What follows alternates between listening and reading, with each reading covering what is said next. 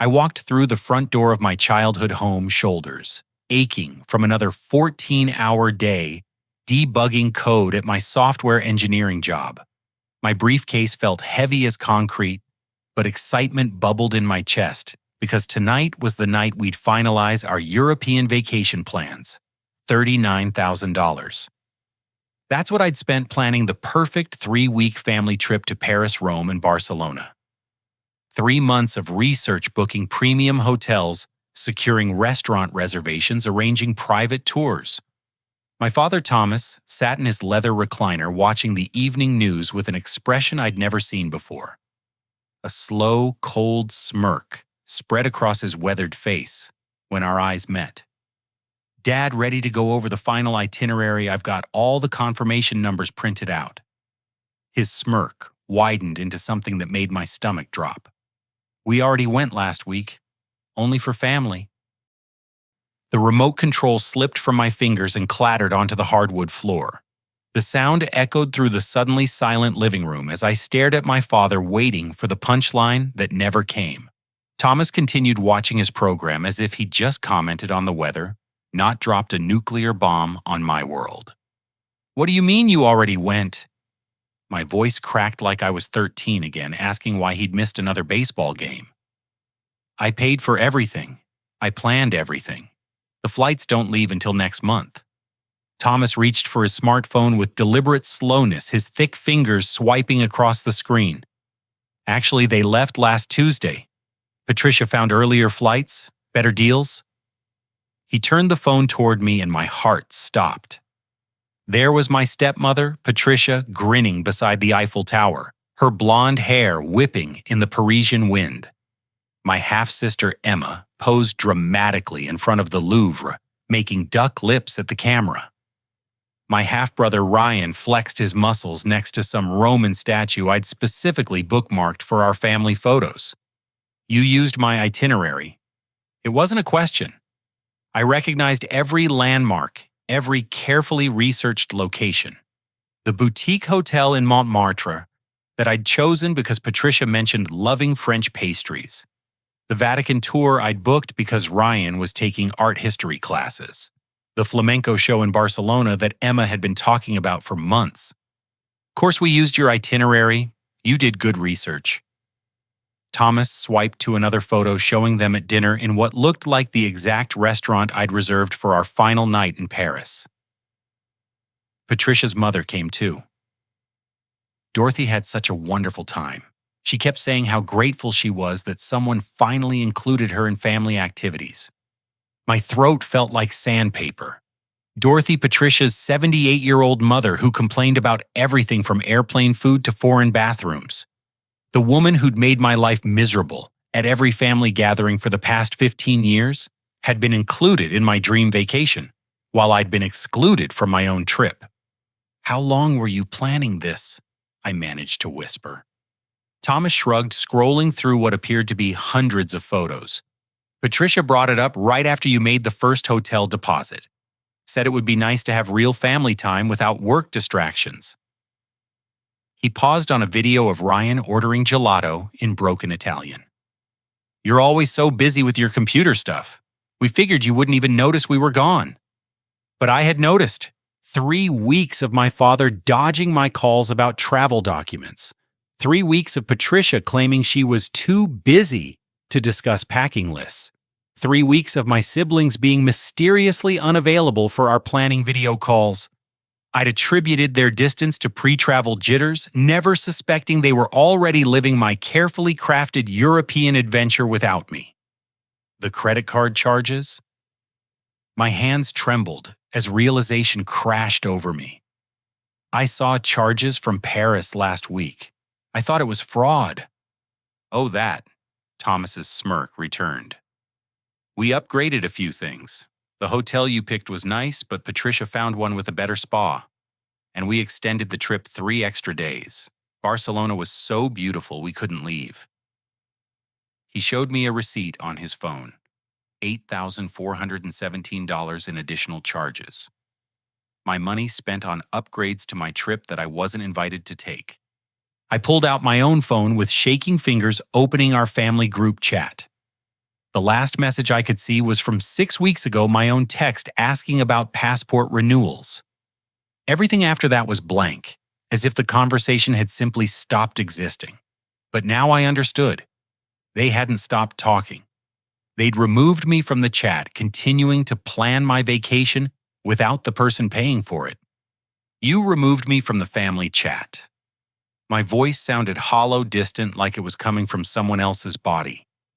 Patricia thought it would be easier to handle the details without constant questions. Thomas turned off his phone and slipped it into his shirt pocket. You know how you get about planning things, always wanting to control every little detail. This way was more relaxing for everyone. I stood there in my childhood living room, surrounded by family photos that suddenly felt like evidence of a life I'd never actually been part of. The European vacation I'd dreamed about for years, the trip I'd saved for and planned with obsessive detail, had happened without me. My own family had taken my money, my research, my dreams, and turned them into their private celebration of excluding me. The worst part wasn't the betrayal itself. It was the casual cruelty of it. All the way, my father delivered this devastating news with the same tone he'd used to mention running out of milk, as if breaking my heart was just another mundane household task he'd finally gotten around to completing. Sleep eluded me that night, so by 6 in the morning I was already dressed and knocking on Patricia's bedroom door. She emerged looking perfectly refreshed, her skin glowing with what I now realized was a European vacation tan that should have been mine. "Julian, honey, you're up early." She adjusted her silk robe and padded toward the kitchen. "Coffee? I want to understand what happened." I followed her downstairs, my sock-covered feet silent on the cold tile. "How did you plan an entire trip without me knowing?" Patricia busied herself with the expensive espresso machine I'd bought for the house last Christmas. "Well, it wasn't really planned. It was more spontaneous." She frothed milk with practiced ease. "You know how hard it is to coordinate schedules with everyone. Thomas mentioned the trip, and I just thought it might be easier if we went while you were focused on that big project at work." "What big project?" "The one you're always talking about?" She waved her hand vaguely. "You work so much, Julian. Always stressed, always busy. Family vacations are supposed to be relaxing, and you—" She paused, choosing her words carefully. "You have a way of making things complicated." Heat flooded my cheeks. "Complicated how?" "Oh, you know. The spreadsheets, the backup plans, the constant checking and rechecking." Patricia sipped her coffee, completely comfortable with this character assassination. "Emma said it best. She said traveling with you would be like going on vacation with a very anxious travel agent." I found Emma in the garage, painting her nails in preparation for her shift at the boutique where she worked part-time. Her dark hair fell in beachy waves that definitely hadn't looked that good before her European adventure. "Em, can we talk about the trip?" She looked up from her manicure, her expression shifting from casual to guilty. "Oh, Dad told you. Why didn't you tell me you were all planning to go without me?" Emma resumed painting her nails, focusing intently on her cuticles. "It wasn't personal, Julian. It's just, you're kind of intense about travel stuff. Remember when we went to San Diego and you had a backup itinerary for the backup itinerary? I wanted to make sure we didn't miss anything. But we missed everything anyway because we spent the whole time following your schedule." Emma capped her nail polish bottle with more force than necessary. This trip was different, spontaneous. We actually had fun. The word fun hit like a physical blow. They'd had fun on my vacation. Fun they couldn't have if I'd been there. How many other trips have there been? Emma's guilty expression deepened. "What do you mean?" "Patricia mentioned this was easier than coordinating with me. That implies there have been other trips to coordinate." "Julian, how many, Emma?" She sighed dramatically. "It's not like we were trying to exclude you. It's just that sometimes opportunities come up, and you're always working or busy or—" She gestured helplessly. "Last month when Patricia's friend offered us her cabin in Lake Tahoe for free, we only had 2 days' notice. We couldn't wait for you to rearrange your entire schedule. My chest tightened. You went to Lake Tahoe without me, and Denver for Uncle Mark's birthday in July, and Napa for Patricia's birthday weekend in September. Emma's voice grew smaller with each confession. But those weren't big trips, not like Europe. 6 months of family vacations, 6 months of my siblings posting mysterious social media photos from locations I didn't recognize. 6 months of my father claiming the family was too busy for get-togethers while they were actually getting together without me. The monthly money I give Dad for household expenses. My voice sounded robotic. What does he actually use it for? Julian, I don't think you should ask questions you don't want answers to. But I was already pulling out my phone calling my father's brother-in-law, Mark, in Denver. Mark had always been straightforward with me, sometimes brutally so. Julian, great timing, buddy. I was just telling Linda how much we enjoyed seeing everyone in July. Everyone? Your dad, Patricia, the kids. Even Dorothy made the trip. That woman's got more energy than people half her age. Mark chuckled. Patricia mentioned you were too busy with some big work thing to join us. Shame, though. We haven't seen you since your cousin's wedding. After I hung up, I dialed my biological mother, Helen, in Arizona. We hadn't spoken in months, which I'd attributed to both our busy schedules. But now I wondered if there was more to our communication gaps. Julian, sweetheart, what a surprise! Her voice carried genuine warmth mixed with confusion. I was just thinking about you. I never heard back about the Mother's Day gift I sent. What Mother's Day gift? A long pause. The one I mailed to your father's house in May. A photo album of your childhood pictures. I wrote you a long letter, too. When you didn't respond, I thought maybe you were upset about something I'd written. The Mother's Day gifts. I'd asked my father repeatedly if anything had arrived for me to pass along to my mother. He'd claimed nothing ever came. Mom, I never received anything. Another pause longer this time. Julian, I've been sending things through your father for years. Birthday cards, Christmas gifts, copies of pictures. Have you received any of them? My hands went numb. No, nothing. Oh, honey. Her voice broke slightly. I thought you'd grown tired of maintaining contact. When you stopped responding to everything, I figured you'd moved on with your new family. I sat down heavily on the porch steps, the weight of accumulated betrayal pressing down on my shoulders. For years, my father had been intercepting communications between my mother and me, allowing both of us to believe the other had lost interest in maintaining our relationship. While I thought my mother had grown distant, she believed I'd rejected her attempts to stay close. Mom, can I call you back tonight? I need to figure some things out. Of course, sweetheart. Julian, I love you.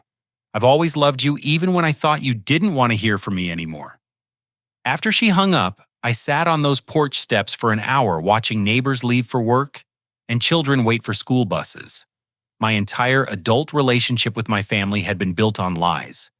Every dollar I'd contributed thinking I was helping with legitimate household expenses had actually funded their secret family adventures. Every time I'd felt excluded from family plans, it was because I actually was excluded. Every gift I'd tried to send to extended family members had been stolen by the man I'd been supporting financially for over a decade. The pattern was so clear now, so obviously deliberate, that I felt stupid for not recognizing it sooner. My father had systematically isolated me from extended family, while positioning himself as my only real family connection. Then, he'd used that dependence to extract money and support, while ensuring I received none of the benefits of actual family membership. I wasn't his son. I was his secret source of income, kept in the dark about how my contributions were actually being used. And the European vacation was just the latest and most expensive example of how little my presence mattered to the people I'd spent my adult life trying to support and include. I spent my lunch break at work researching bank records on my phone, hiding in my car, to avoid my coworkers' questions about why I looked like someone had died. The numbers told a story I wasn't prepared to face. $1,500 every month for the past 11 years. Rent assistance, utility, help, grocery money, emergency car repairs, medical copays, insurance premiums. The total amount I'd contributed to my father's household was staggering, nearly $200,000 since I'd graduated college and gotten my first real job. But the mortgage on my father's house had been paid off 7 years ago. I discovered this through a simple property record search that took 5 minutes. 7 years of rent assistance for a house that no longer had mortgage payments. Patricia worked full-time as a dental hygienist, earning decent money. Ryan received academic scholarships covering most of his college expenses. Emma lived at home rent-free while working part-time and running a small online jewelry business that was apparently quite profitable based on her social media posts showing off expensive purchases. None of them needed my monthly contributions. They just enjoyed having them. I drove straight to my father's house after work, my printed bank statements and property records burning a hole in my briefcase. Thomas was in his workshop behind the house, refinishing what looked like an expensive antique cabinet. "Nice piece," I said, running my fingers along the smooth wood grain. "Where'd you find it?" "Estate sale in Palo Alto." Patricia spotted it. Thomas didn't look up from his sanding. "Cost a pretty penny, but it'll be worth twice that when I'm finished." "How much?" $3,000, but like I said, it'll be worth $6,000 when it's restored." $3,000. 2 months of my emergency assistance spent on antique furniture flipping. I pulled out my phone and opened my banking app. "Dad, I've been looking at my expenses, trying to budget better. Can you help me understand what the $1,500 a month actually covers?" Thomas set down his sandpaper and finally looked at me. "You know what it covers. Household expenses. But specifically, like what percentage goes to utilities versus groceries versus..." "Julian, why are you asking these questions?" I showed him my printed property records. "Because I discovered the house has been paid off for 7 years. So the $800 I give you monthly for rent assistance is going where exactly?" His face hardened. "That money goes into the household fund. Patricia manages the details." "So Patricia knows how my contributions are allocated?" "Obviously." "Great, let's ask her." I found Patricia in the kitchen preparing what smelled like an expensive dinner. She was using saffron, which costs more per ounce than gold, to make some elaborate rice dish I'd never seen her attempt before her European culinary education. "Patricia, Dad said you manage the household budget. Can you break down how my monthly contributions are typically spent?" Patricia's chopping slowed. "Well, it's all mixed together, honey. Household expenses, you know." "Right, but like what's the biggest expense category? Groceries, utilities, insurance?" "Julian, why does it matter? You give us money, we use it for family needs. That's how families work." "I'm just trying to understand my own budget better. If I'm contributing $1,500 monthly to household expenses, I should know what percentage of total household costs that represents." Thomas had followed us inside and was leaning against the doorframe with his arms crossed. "Your contributions cover about 30% of our monthly expenses." "What are the total monthly expenses?"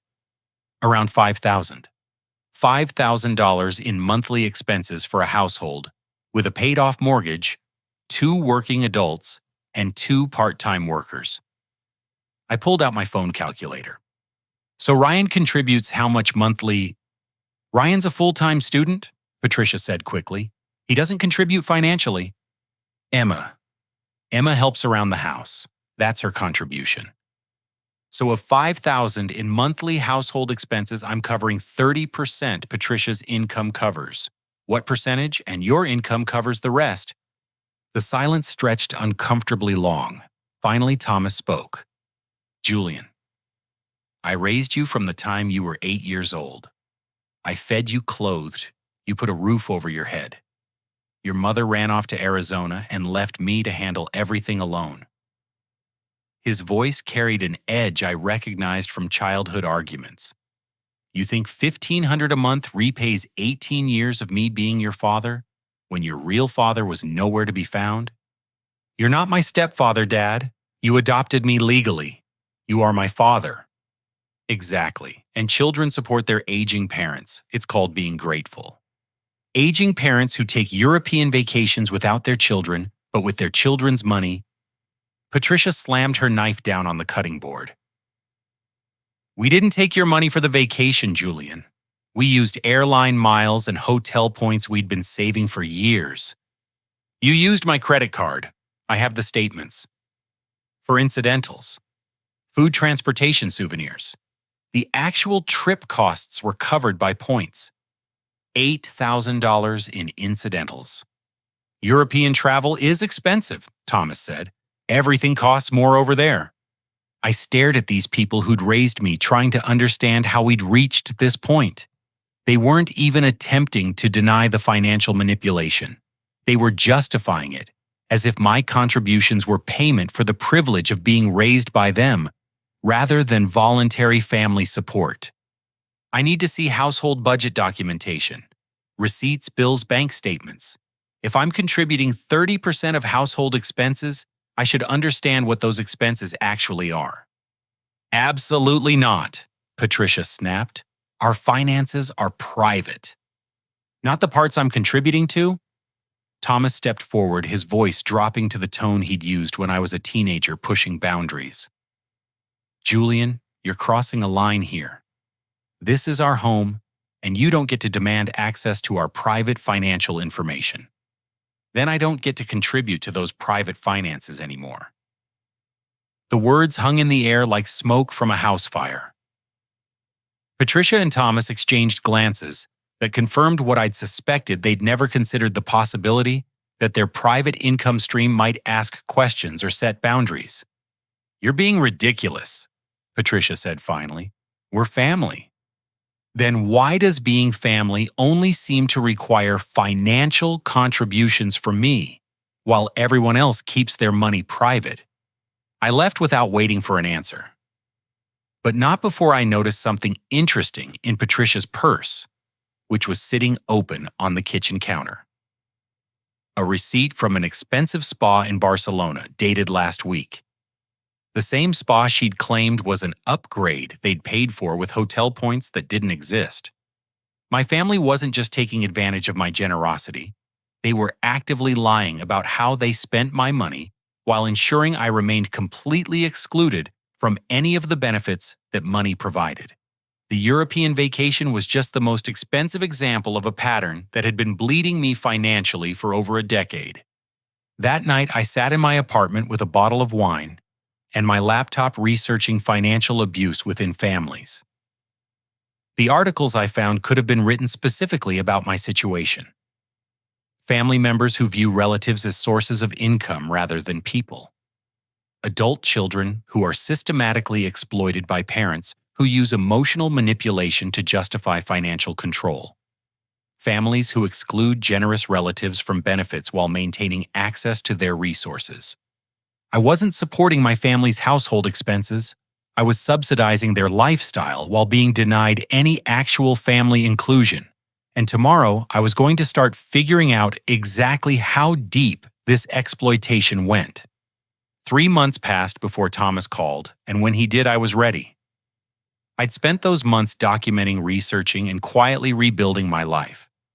So when my phone rang at 7:30 on a Tuesday morning, his name flashing on the screen, I answered with a calm I'd cultivated through weeks of therapy sessions. Julian, we need to talk.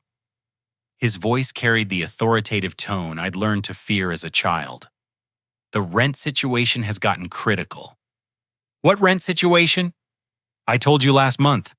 The landlord's threatening eviction if we don't catch up on back payments. We're 4 months behind. I pulled into my office parking garage, keeping my voice steady. Dad, you told me the house was paid off. I saw the property records. Not this house. The rental property Patricia's been managing, the one her mother lives in. This was new information. Dorothy lives in a rental property you're responsible for. Patricia's been handling it as a favor to her mother, but Dorothy's fixed income doesn't cover the full rent anymore. We've been supplementing, but with all the recent expenses. What recent expenses? Medical bills, car repairs, you know how it is. Things pile up. Thomas's voice took on the pleading quality I'd heard hundreds of times before. We just need help getting caught up. $5,000 should cover it. $5,000. I sat in my parked car watching my coworkers walk into the building where I'd been promoted twice in the months since cutting off my family's financial pipeline. Interesting how my work performance had improved once I wasn't constantly stressed about family drama and money demands. "I'll come by tonight and we can discuss it," I said. "Just send the money, Julian. Patricia's already at the bank. If we don't pay by noon, Dorothy gets evicted." "Then Patricia better figure out another solution because I'm not sending money without understanding the situation." "You're going to let an elderly woman become homeless over paperwork? I'm going to let her family figure out how to support her without using me as a bank account." I hung up and sat in my car for 10 more minutes, marveling at how different this conversation felt from the dozens of similar calls I'd received over the years. Before, these emergencies had sent me into panic mode, rushing to transfer money before some disaster befell my family. Now I recognized the pattern: manufactured urgency, emotional manipulation, and vague details designed to prevent actual questions about how they'd gotten into these financial situations. That evening, I drove to my father's house with a notebook full of questions and a digital recorder in my pocket. The front yard looked immaculate, clearly professionally landscaped. New outdoor furniture sat on the deck. Patricia's car in the driveway was a model I didn't recognize, definitely newer than the sedan she'd been driving 3 months ago. Thomas answered the door looking haggard, which struck me as performative, given that he'd answered my knock within seconds, as if he'd been waiting by the window. "Thank God you're here. Patricia's been beside herself with worry about her mother." "Where is Patricia?" "At Dorothy's place, trying to negotiate with the property management company." I followed Thomas into the living room, noting that the expensive European photographs I'd seen on his phone were now framed and prominently displayed, my vacation memories decorating their walls. "Tell me about this rental property." "It's a senior community in San Carlos. Dorothy moved there after her husband died, because it was close to Patricia's work." "How long has Dorothy lived there?" "About 6 months. And Patricia's been supplementing her rent for 6 months. The full rent is $2,800 a month. Dorothy's Social Security covers about $1,800. So you've been covering $1,000 monthly for Dorothy's rent." "Patricia's been covering it. It's her mother." "With money from where?" Thomas shifted uncomfortably. "Her salary, the household budget, whatever was available." "The household budget that I've been contributing $1,500 monthly to for over a decade in Alkine." "Julian, this isn't about your contributions. This is about family taking care of family." I opened my notebook. "Speaking of family taking care of family, I've been curious about some things. You mentioned medical expenses. Who's had medical expenses?" "Everyone has medical expenses." "Specifically, who's been to the doctor recently that required out-of-pocket payment?" "Ryan had some dental work." "How much?" "I don't remember exactly." "Ballpark." "Maybe 2,000. For dental work not covered by insurance. It was cosmetic, teeth whitening veneers. You know how kids are about appearances." "Cosmetic dental work. $4,000 in the last 3 months to cover an elderly woman's rent, plus $2,000 for Ryan's cosmetic dentistry, plus regular household expenses. Where was this money coming from if I'd stopped contributing?" "What about the car repairs you mentioned?" "Patricia's transmission needed work." "How much?" $3,500. I looked around the immaculately maintained living room, noting details I'd missed before. A new sound system, updated kitchen appliances visible through the doorway, fresh paint throughout. "Dad, where is this money coming from? Patricia's salary? Your retirement income? None of that's changed. But you've got $7,000 in emergency expenses while maintaining this house and covering Dorothy's rent." "We've been dipping into savings." "What savings?" Thomas's jaw tightened. "Our personal savings, money we'd set aside for emergencies." "Money you'd set aside from where?" "Julian, I don't have to account for every dollar, do you?" "You do if you want me to contribute to covering Dorothy's rent." The front door opened, and Patricia entered, her face flushed with what looked like genuine distress. "Julian, thank goodness. I just spent 3 hours begging the management company for more time." They're willing to accept partial payment today if we can pay the full balance by Friday. How much is the total balance? $4,800 for past due rent plus a $1,200 penalty fee. $6,000 total. Patricia, where has the money been coming from for Dorothy's rent since I stopped contributing to household expenses? Patricia glanced at Thomas before answering. We've been managing. Managing how? Savings over time pay careful budgeting. Show me the bank statements. Excuse me, if you're asking me for $6,000 to cover your mother's housing, I need to understand how you got 4 months behind on rent when this expense should have been predictable and budgetable. Patricia's distress shifted into defensiveness.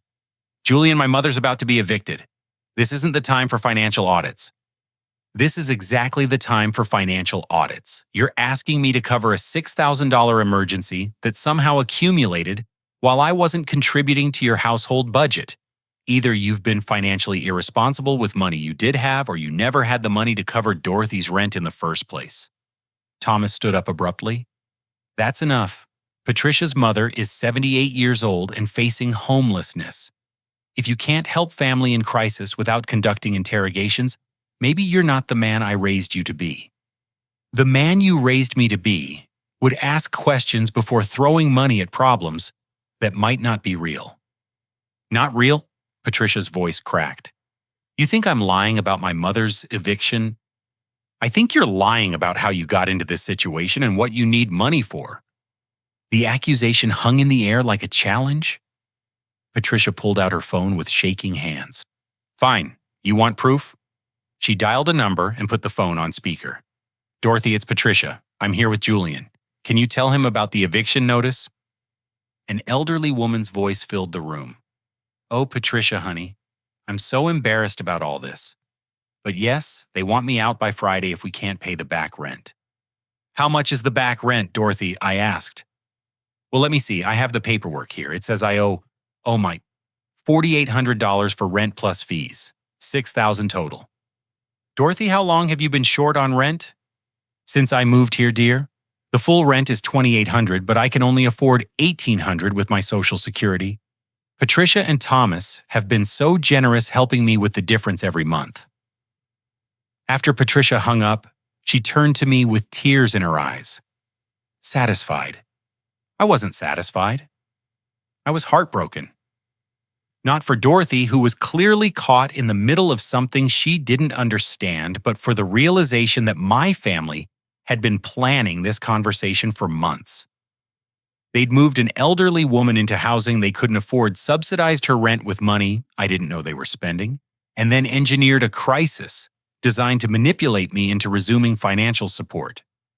I'll help Dorothy, I said quietly, but I'm paying the property management company directly, and I want copies of all rental agreements and payment history. Julian, you don't trust us to handle this? Patricia asked. Patricia, I don't trust you with anything anymore. I left that night with the property management company's contact information and a clear understanding that my family viewed me as nothing more than an emergency ATM. The Dorothy situation was real, but it was also a calculated manipulation designed to re-establish financial control over me.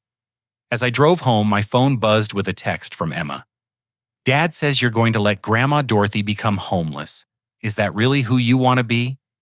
I pulled over and typed back, I'm helping Dorothy, but I'm not helping the people who put her in this situation to manipulate me. Emma's response came immediately. We're family, Julian. Family helps each other. Family includes each other, I replied. They don't exclude each other from family activities while expecting financial support. My phone went silent after that.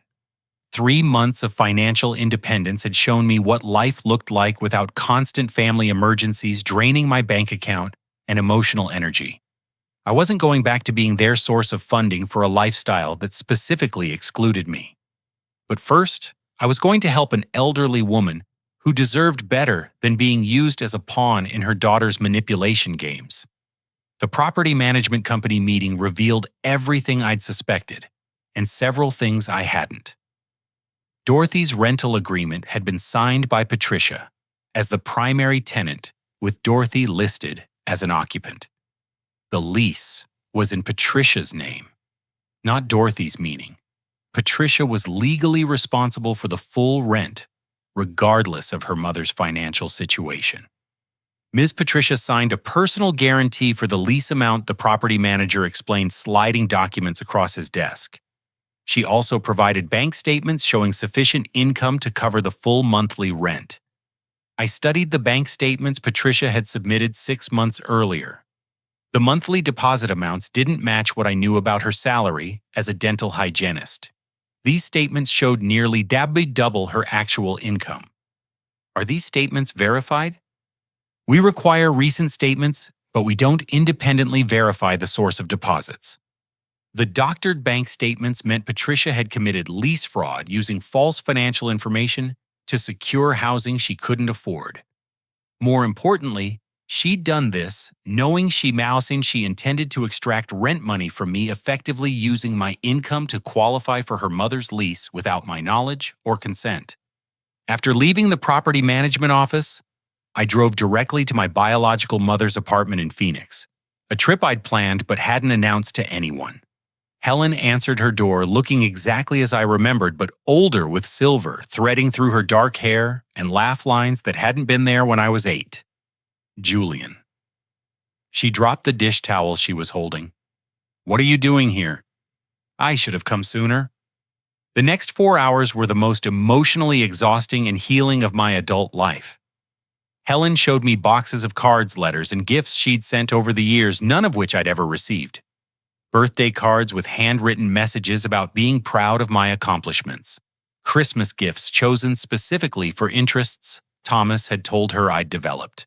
Mother's Day cards thanking me for gifts I'd allegedly sent but had never actually mailed. "Your father would call every few months with updates," Helen explained, spreading photographs across her kitchen table. "He'd tell me about your promotions at work, your new apartment, your dating life. Sometimes he'd mention that you'd asked him to pass along messages or gifts." "What kinds of messages?" "That you were too busy to call, but wanted me to know you were thinking of me. That you'd send a longer letter when work calmed down. That you appreciated the distance because it let you focus on building your career." Helen's voice grew smaller. "He said you'd grown into someone who preferred minimal family contact, but that you still cared. Thomas had been managing both sides of my relationship with my mother, feeding each of us information designed to maintain distance, while making us both believe the separation was the other person's choice. He'd intercepted my mother's attempts to contact me, while simultaneously convincing her that I preferred limited communication. Mom, I never said any of those things. I've wanted to be closer to you for years, but I thought you weren't interested." "Oh, sweetheart." Helen reached across the table to squeeze my hands. "I've missed you so much. Every birthday, every holiday, I'd wonder what you were doing and whether you ever thought about me." That evening, Helen called my maternal grandfather Robert at his ranch in Montana. Robert had retired from his job as a high school principal 3 years earlier, and had been wondering why I'd never responded to his invitations to visit. "Julian, is that really you?" Robert's voice boomed through the phone speaker. "Son, I've been trying to reach you for years. Your father said you were too busy with work to travel, but I kept hoping you'd find time to see the ranch." "What ranch?" "The place I bought when I retired. 40 acres in the Bitterroot Valley. I've been fixing it up thinking maybe someday you'd want to bring your own family here. I sent pictures through your father, but he said you thought it was too remote." Another lie. Another relationship Thomas had sabotaged by positioning himself as the communication filter between me and my extended family. "Robert, I never received any pictures. I didn't even know you'd bought a ranch." The silence on the other end stretched for several seconds. "Julian, I think we need to have a longer conversation about your father's role in our family communications."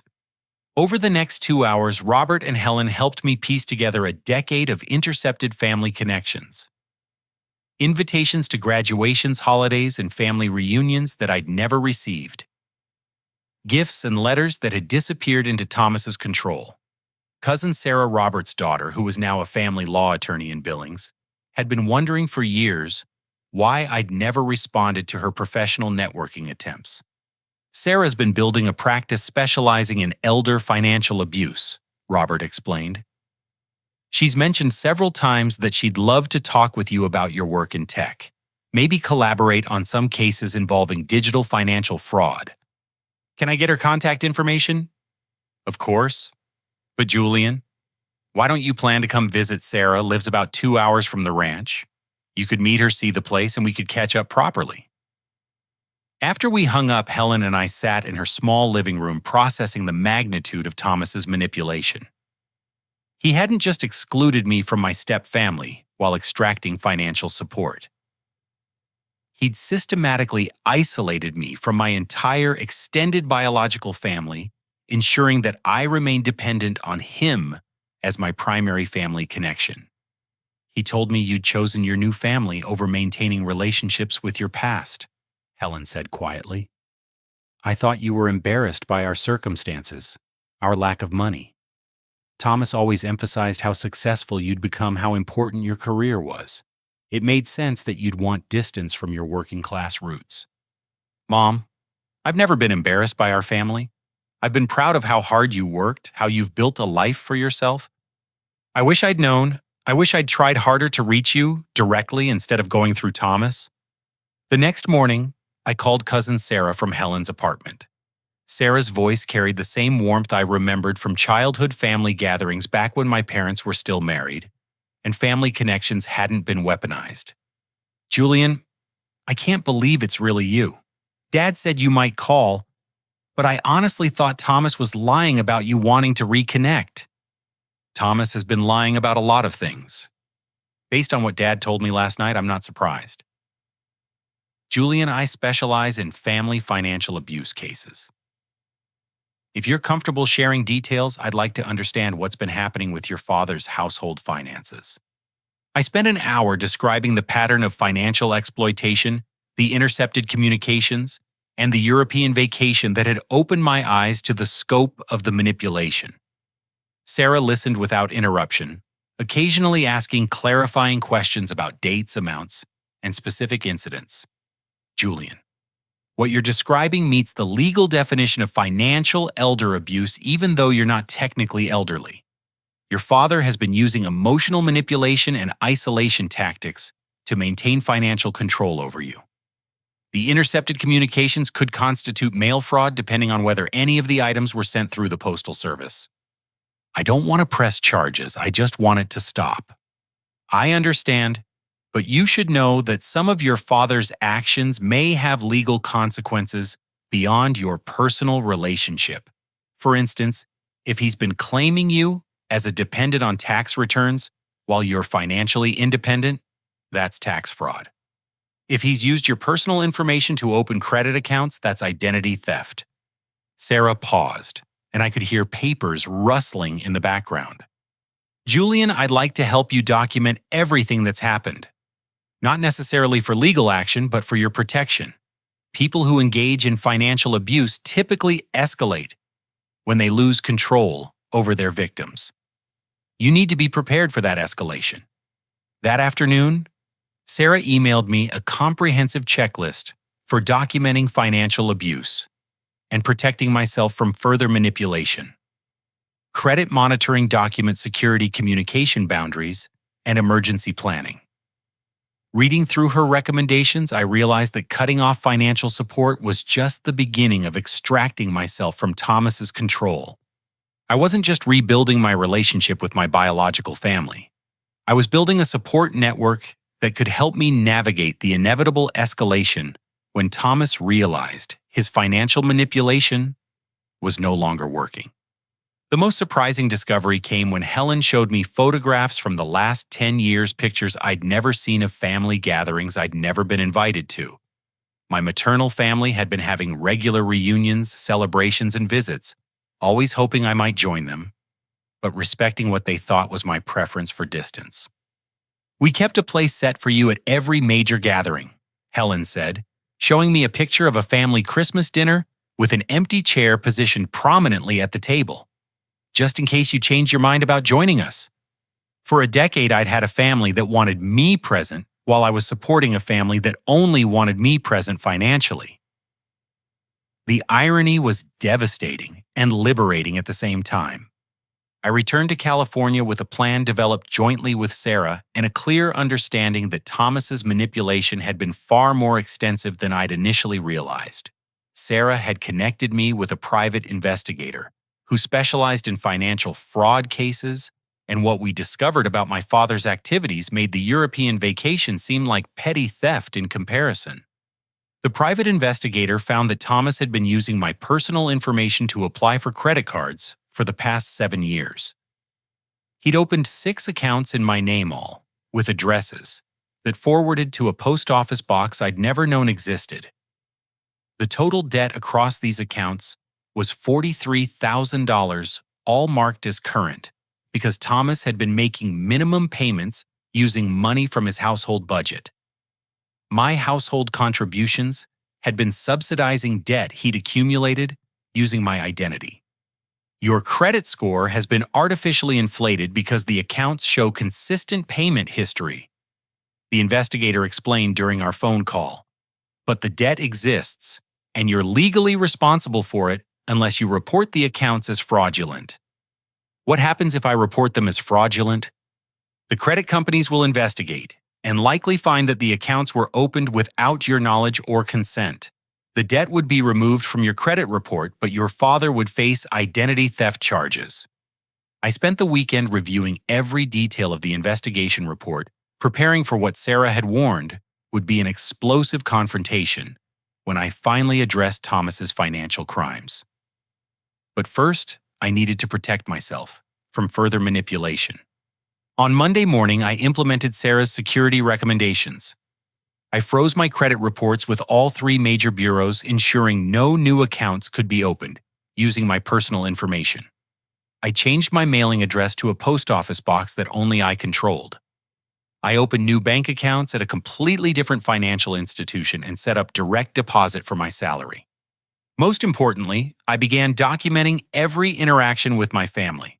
Sarah had provided me with a digital recording app that automatically backed up conversations to a secure cloud server. California is a 2-party consent state for recording conversations, but Sarah explained that I could record interactions on my own property without consent, and I could inform family members that conversations were being recorded if they initiated contact. The first recorded conversation came Tuesday evening when Patricia called crying. "Julian, I'm recording this call for documentation purposes," I said immediately after answering. "Recording Julian, why would you—" "Never mind. Dorothy's situation has gotten worse. The property management company is demanding immediate payment, or they're starting eviction proceedings tomorrow." "Patricia, I already paid Dorothy's back rent directly to the property management company yesterday." A long pause. "You paid them directly?" "I called them Monday morning, confirmed the balance, and wired the full amount. Dorothy's account is current through the end of next month." "But how did you—" "Julian, you should have coordinated with us. We had a payment plan worked out." "I coordinated with the people who actually needed coordination. Dorothy's housing is secure." "You can't just go around us like that. We're her family." "Patricia, I'm going to ask you a direct question, and I'm going to need a direct answer. Did you falsify bank statements to qualify for Dorothy's lease?" The silence stretched for nearly 30 seconds. "Julian, I don't know what you're talking about. The bank statements you submitted to the property management company show monthly income that's nearly double your actual salary. Either you've got income sources I don't know about, or you submitted fraudulent financial information to secure housing you couldn't afford." "Julian, this is ridiculous. Why are you attacking me when I'm trying to help my mother?" "I'm not attacking you. I'm asking you to explain how you qualified for a lease with income you don't have." Patricia hung up without answering, but the recording captured everything, including her implicit admission that the bank statements didn't reflect her real income. Wednesday brought a visit from Emma, who showed up at my office during my lunch break looking distressed and exhausted. "Julian, can we talk? Not about money, just about family stuff." Emma, I'm recording our conversation for documentation purposes. God, Julian, you've gotten so paranoid. But whatever. I need you to understand what you're doing to this family. What am I doing to this family? You've cut us off financially and everything's falling apart. Dad's stressed all the time. Patricia's barely sleeping. Ryan had to drop out of his summer study abroad program because there's no money. Emma, I stopped contributing to a household budget 3 months ago. If 3 months without my contributions has caused this much financial damage, that suggests the household was never financially sustainable without my support. So what your family? Family supports each other. Family includes each other. Family doesn't plan vacations specifically to exclude certain members while using those members' money to fund the vacation. Emma's composure cracked. You're never going to let that go, are you? Emma, I'm never going to pretend it didn't happen. But more importantly, I'm never going to put myself back in a position where it can happen again. What does that mean? It means I'm done financially supporting people who don't consider me family, except when they need money. Julian, we do consider you family. Then why wasn't I included in family vacation planning? Why don't I receive family communications until someone needs financial help? Why has Dad been intercepting my mail and preventing me from maintaining relationships with my biological family? Emma's eyes widened. What are you talking about? I spent 20 minutes explaining what I'd discovered about Thomas's role in isolating me from my mother and grandfather. Emma's expression shifted from defensive to confused, to something approaching horror as she realized the scope of her father's manipulation. I didn't know about any of that, she said quietly. Julian, I swear I didn't know Dad was keeping you from talking to your mom. But you did know about the vacation planning. You participated in excluding me from my own trip. We thought, God, this sounds so stupid now. We thought you'd be relieved not to have to deal with coordinating everything. You always seem so stressed about travel planning. Emma, I was stressed because I cared about making sure everyone had a good time. I wanted the trip to be perfect because I wanted our family to have perfect memories together. Emma started crying, not the dramatic tears she'd used to manipulate family situations in the past, but genuine grief over what she was finally understanding. Julian, I think we've been really terrible to you. I think you've been trained to see me as a resource rather than a person. And I think your father has deliberately encouraged that perspective to maintain financial control over me. After Emma left, I called Sarah to report that the family was beginning to understand the scope of the situation and might be more receptive to having honest conversations about changing our relationships. Julian, that's actually more dangerous than if they'd stayed in denial, Sarah warned. People who've been engaging in financial abuse often escalate their tactics when they realize their victims are becoming educated about the manipulation. Be prepared for threats, guilt campaigns, and possibly attempts to involve other family members or friends in pressuring you. Sarah's prediction proved accurate. Thursday brought a group intervention attempt that Thomas had coordinated without my knowledge. I arrived home from work to find my father's car, Patricia's car, and 2 vehicles I didn't recognize parked outside my apartment building. Thomas, Patricia, Emma, Ryan, and 2 family friends I hadn't seen in years were waiting in my apartment building's lobby. Somehow Thomas had convinced the building manager to let them wait inside, probably by claiming it was a family emergency. Julian, we need to talk, Thomas said as I approached the elevator. This has gone far enough. I'm recording this conversation for documentation purposes, I announced loudly enough for everyone to hear. Recording Atias, one of the family friends, a man named Dave, who'd been Patricia's boss at the dental office, looked confused. Julian, we're here because we're concerned about you.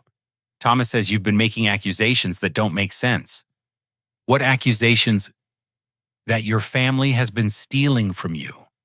That Thomas has been intercepting your mail. That everyone's lying about family finances. I looked around the circle of faces, noting that everyone except Emma looked genuinely confused rather than defensive.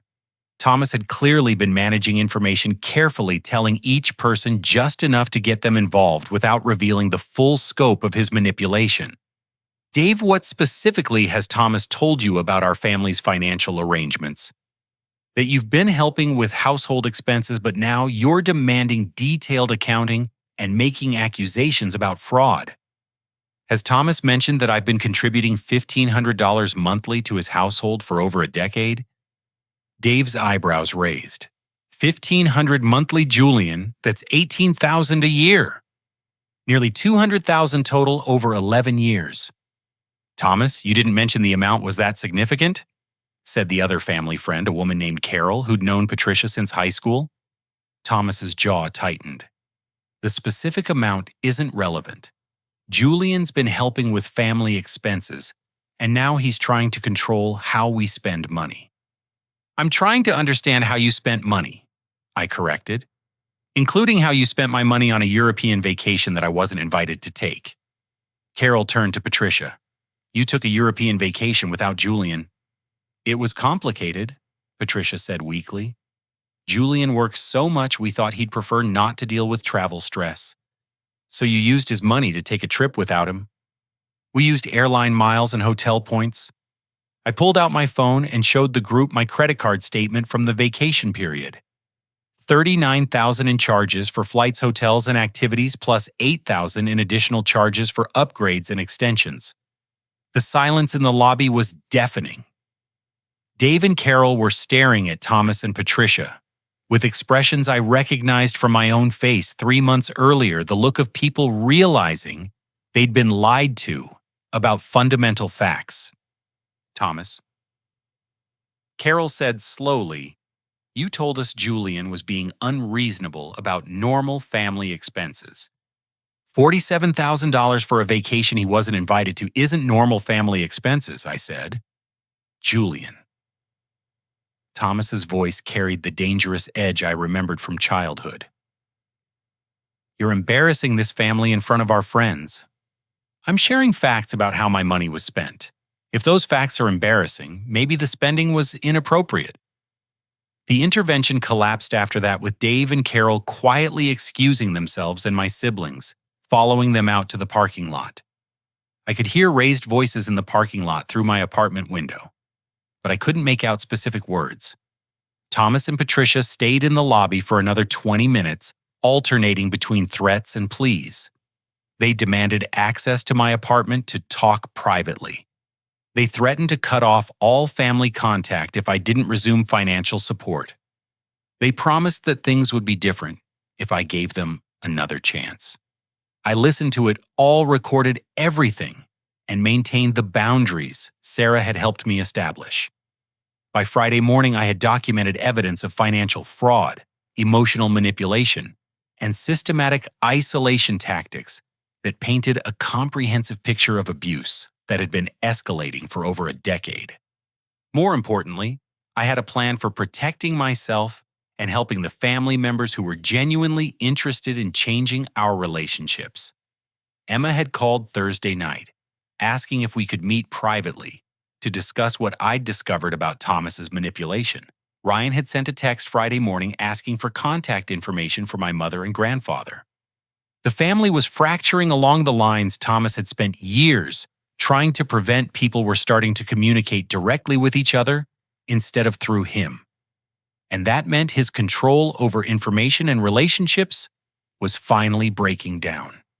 6 months after that confrontation in my apartment lobby, my life had transformed in ways I never could have imagined. The legal investigation Sarah helped me initiate had uncovered a web of financial fraud that extended far beyond identity theft and intercepted mail. Thomas had been operating what essentially amounted to a family-based financial scam for over a decade, using emotional manipulation and information control to extract money from multiple relatives. The identity theft charges resulted in a plea agreement where Thomas accepted responsibility for opening credit accounts without my permission in exchange for avoiding felony prosecution. He was required to pay full restitution for the fraudulent debt submit to financial monitoring for 3 years and complete community service at a non-profit organization that helps families recover from financial abuse. The criminal record meant he could no longer work in positions involving access to other people's financial information, which eliminated his part-time job at a tax preparation service, where he'd apparently been running similar scams on elderly clients. But the legal consequences were less satisfying than the personal transformation that followed. Emma had moved into her own apartment and was building a successful jewelry business without subsidies from family money. She'd also started therapy to understand how she'd been manipulated into participating in the emotional abuse of family members. Ryan transferred to a college in Montana where he could work part-time on my grandfather's ranch while completing his degree in agricultural science. He'd discovered that he loved outdoor work and was considering a career in sustainable farming. Patricia filed for divorce after discovering that Thomas had been forging her signature on financial documents and had opened credit cards in her mother's name without Dorothy's knowledge. Dorothy moved into a senior community near Patricia's work that she could afford with her Social Security benefits, and Patricia took a second job to help cover any additional expenses without relying on external family support. The most healing development was my relationship with my biological family. I'd spent 3 weeks in Montana that summer helping Robert restore his ranch house and learning skills I'd never had the opportunity to develop. Robert taught me to ride horses, repair machinery, and understand land management practices that had been passed down through generations of our family. We spent evenings on his porch talking about my childhood, my career, and my plans for building healthier relationships. Your father convinced you that family relationships were transactional, Robert observed one evening as we watched the sunset over the mountains. But real family support flows both ways without keeping score. Sometimes you help others. Sometimes they help you, but it's never about obligation or control. My relationship with Helen had deepened into the adult mother-son connection I'd been craving for years. She'd driven to Montana twice during my summer visits, and we'd planned a Christmas celebration that would include all the relatives I'd been isolated from over the years. Helen had also started dating a retired teacher from her apartment complex, and she'd been excited to introduce me to someone who made her happy. "I lost so many years wondering whether you still loved me," Helen told me during one of our long phone conversations. "But now I understand that you never stopped loving me. Someone just made it very difficult for us to show that love to each other." Cousin Sarah had become not just my attorney, but my friend and professional mentor. Her law firm specialized in elder abuse cases, and she'd started consulting with me on cases involving digital financial fraud. My background in software engineering turned out to be valuable for understanding how abusers use technology to manipulate their victims' finances. We developed a training program for attorneys working with families affected by financial abuse, and we were planning to present our research at a national conference on family law. "You've turned your experience into expertise that helps other people," Sarah said, when I expressed amazement at how my career had evolved. "That's the best possible outcome from trauma. You've learned to use your skills to protect people who are going through what you went through." The most surprising relationship development involved Emma and Ryan. Once they understood the scope of Thomas's manipulation, they'd both reached out to me seeking to rebuild our sibling relationships on honest foundations. Emma had apologized extensively for her role in excluding me from family activities, and she'd been working in therapy to understand how she'd been trained to see me as a financial resource rather than a brother. "I realize now that I never really knew you as a person," Emma said during one of our regular coffee meetings. "I knew you as the person who paid for things we wanted, and that's not fair to either of us." Ryan had been even more direct in his efforts to make amends. He'd insisted on paying back every dollar he could calculate that I'd spent on his expenses over the years, working extra shifts at the ranch and saving every penny until he'd accumulated nearly $15,000. "I can't give you back the time I wasted treating you like a bank account," Ryan said when he handed me the cashier's check. "But I can make sure I never benefit financially from someone I didn't treat like family." I donated Ryan's restitution money to the scholarship fund I'd established at my alma mater, a program specifically designed to help students from troubled family situations complete their education without financial exploitation. The scholarship recipients were required to participate in financial literacy training and counseling support, ensuring they developed healthy boundaries around money and family relationships. Thomas had initially fought the legal consequences and attempted to manipulate other family members into supporting him against what he characterized as my vindictive campaign of false accusations. But as more evidence emerged about his systematic deception, even his closest supporters began to understand that his behavior had been deliberately harmful rather than simply misguided.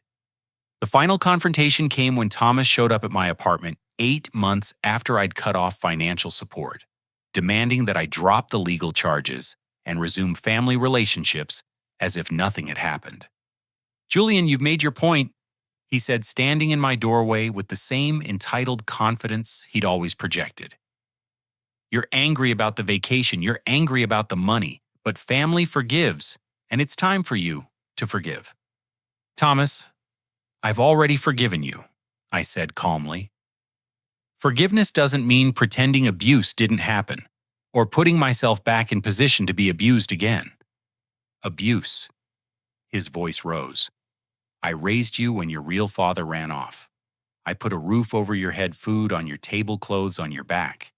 If asking for financial help from successful adult children is abuse, then every parent in America is an abuser."